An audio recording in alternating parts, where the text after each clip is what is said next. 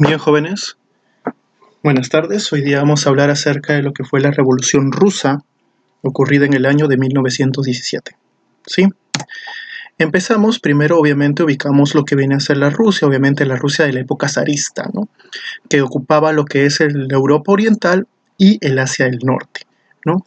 Actualmente países como Kazajstán, Moldavia, Estonia, Letonia, Lituania, Bielorrusia, Ucrania, etc.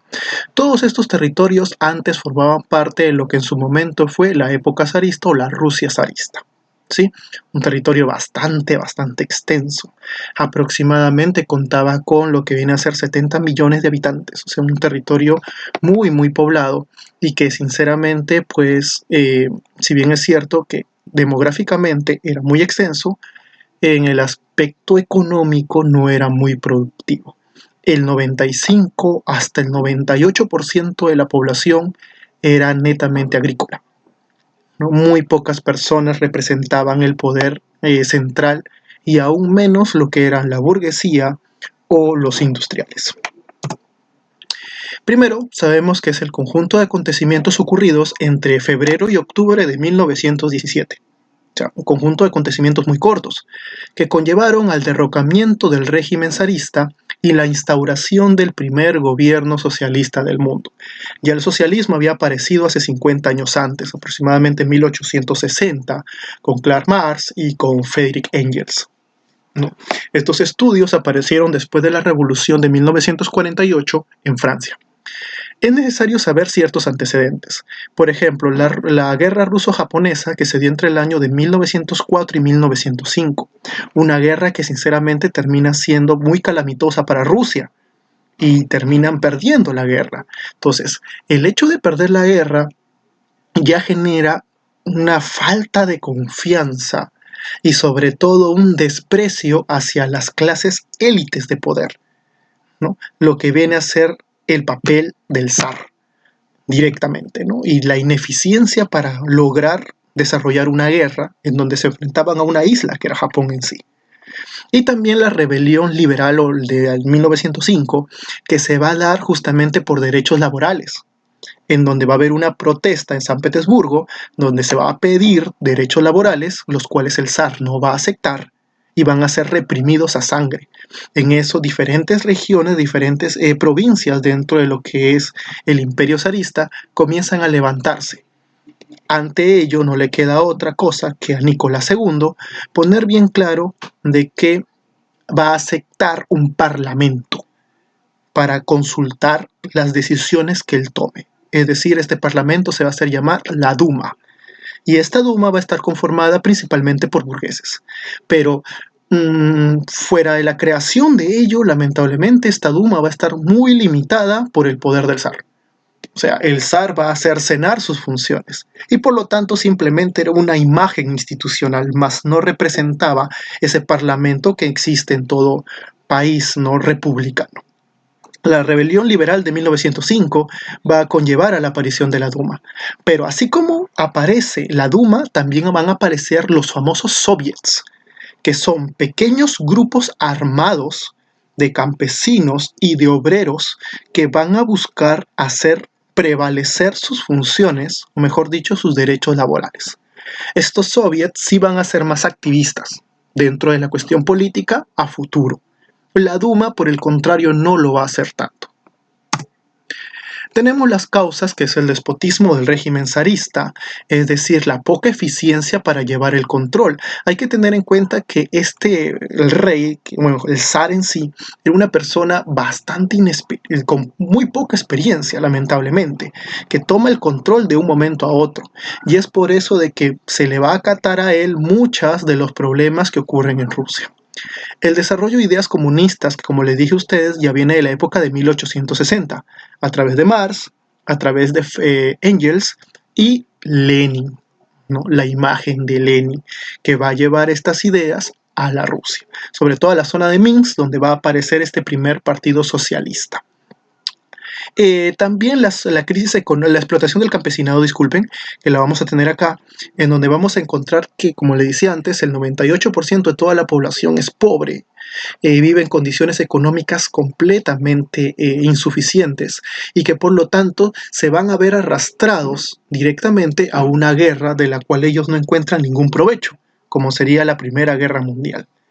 Y esta guerra mundial va a conllevar a que el emperador, el zar, termine movilizando casi a 30 millones como tropa de avanzada, y al llevarse a todos estos hombres, que principalmente eran campesinos, termina socavando, termina delimitando la actividad económica de Rusia. Por lo tanto, las familias se terminan empobreciendo más. Y eso va a explotar en su momento, y peor aún si se le suma las derrotas tan desastrosas que tuvo en los lagos masurianos y en Tannenberg, ¿no? Por parte de las tropas alemanas. Entonces, esto va a conllevar a explotar lo que viene a ser ya este descontento social que ya se veía desde hace 50 años atrás. Se va a dar primero la famosa Revolución de Febrero. Se va a dar esta revolución durante los días del 26, 27 y 28. Ahora, esta revolución de febrero es también llamada la revolución menchevique, porque es una revolución hecha por esa fase que pertenecía a los grupos obreros, estalló en San Petersburgo. ¿Sí? El zar Nicolás II va a abdicar al trono. Se va a establecer la república asumiendo la presidencia Kerensky, que lo vamos a tener en esta imagen de acá. Pero, ¿cuál es el gran problema de Kerensky? Kerensky es un burgués. ¿Sí? Dentro de los grupos que van a llevar a cabo esta revolución tenemos burgueses, pero también tenemos proletariados y campesinos, también llamados soviets. ¿Sí? Ahora, los burgueses lo que buscaban era propiamente una revolución, pero a través de una transición burguesa. En cambio, lo que era el proletariado, los soviets, lo que buscaban era una revolución sin la necesidad de pasar por esa transición. Cuando se da la revolución menchevique y se da lo que viene a ser la toma de poder de Kerensky, Alexander Kerensky, este personaje tiene un inconveniente. No lleva a cabo dos cosas que la población quería sí o sí. Una, lo que era salir de la guerra. Y dos, el reparto de tierras, o la reforma agraria, como se conoce. Kerensky, al ser burgués, todo burgués asume la propiedad privada. Y al asumir la propiedad privada no podía desarrollar la reforma agraria. Y todo burgués se fundamenta en la producción industrial para la venta. Y la guerra era un buen acontecimiento para producir y vender. Por eso es que ni bien toca Kerensky el poder, en febrero, al no darse las medidas del pueblo, porque van a ser los burgueses los que van a tomar este control, el pueblo se va a sublevar contra Kerensky. Y ahí regresa Lenin. Al regreso de Lenin dice, el poder para los soviets. Es decir, no puede haber revolución si es que los burgueses están en el poder. En ese momento, Kerensky le da el poder a un general, Kornilov. Pero Kornilov, lamentablemente, va a perder ante la Guardia Roja creada por los soviets. Un conjunto de armada, una guardia armada formada directamente de los soviets, que va a estar liderada por el León Trotsky. ¿Sí? Y van a ser ellos los que se van a enfrentar a las tropas de Kornilov y van a terminar venciéndolas. Y se van a considerar a Kerensky como el mayor traidor. Y es acá cuando los soviets, encabezados por Lenin, por el León Trotsky y por Stalin, Joseph Stalin, van a tomar directamente lo que es el Palacio de Invierno. ¿Sí? Lenin va a derrocar a Kerensky, automáticamente se retira de la guerra, que era lo que el pueblo buscaba, con el Tratado de Brest-Litovsk, que ya lo hemos hablado en el tema de la Primera Guerra Mundial, y se va a crear la Unión de Repúblicas Socialistas Soviéticas en el año de 1922. Para ello se va a aprobar la Constitución Soviética, que va a crear un Soviet Supremo, que va a ser el Parlamento, y un Presidium, que va a ser un gobierno de la URSS, ¿no? Como una especie de presidente. Va a representar lo que es el Parlamento, el Legislativo, y el Presidium, el Ejecutivo. ¿Sí? Durante todo este periodo va a haber un enfrentamiento, porque no fue fácil llevar a cabo la revolución. Había muchas zonas en Rusia en donde la revolución no era acatada.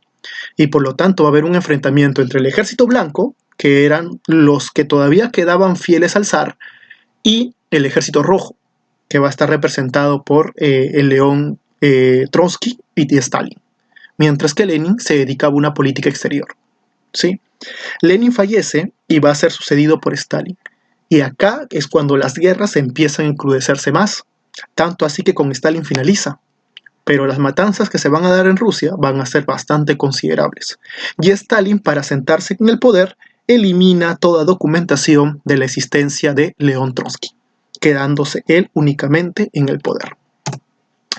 Algunas consecuencias tenemos el derrocamiento del último imperio que quedaba ya, porque ya imperios como el de Alemania habían desaparecido, el de Austria-Hungría, etc. ¿Sí? También se va a dar la primera creación del Estado socialista del mundo, como dijo claro Marx en su momento, el fantasma del comunismo deambula por Europa y terminó asentándose en Rusia. La aparición de la URSS como potencia económica mundial. Hay que tener en cuenta que esto se consolida después de la Segunda Guerra Mundial, no ahora, ¿sí? Y la aparición de nuevas políticas económicas, que es lo que significa, las siglas las encontramos acá, y los famosos planes quinquenales, de los cuales Rusia, gracias a estos planes quinquenales, o mejor dicho, la URSS, porque en este momento ya es la URSS, llega a consolidarse en esa potencia económica mundial, ¿sí? ¿Qué son los planes quinquenales? Es algo que ustedes van a tener que investigar. Pero hay que tener en cuenta que para que Rusia se convierta en el gran imperio, o mejor dicho, en la gran, digamos, potencia económica que a futuro sería, fueron necesarios ciertos sacrificios. Y no son sacrificios tan pequeños. Stalin, por ejemplo, asesinó y está comprobado a 30 millones de rusos. Entonces, es necesario conocer qué pasó detrás de eso, ¿no? Lamentablemente hay muy poca información porque la URSS puso el famoso telón de acero, con el cual no se conocían las noticias ni tampoco cómo sucedió todo este proceso. Hasta ahorita sigue siendo algunos datos incógnitos con relación al desarrollo de la URSS, ¿sí? Bien, muchachos, hemos visto la Revolución Rusa, un poco la Revolución Rusa, sinceramente, en mucho contexto para explicar, pero esto es lo más fundamental. Diferenciar que un menchevique es burgués y un bolchevique es izquierdista, es campesino, es directamente obrero. Y acá tuve su imagen, ¿no? La hoz que representa directamente el campesino y el martillo que representa el obrero. ¿Sí? Bien, muchachos, estamos viendo en una siguiente clase.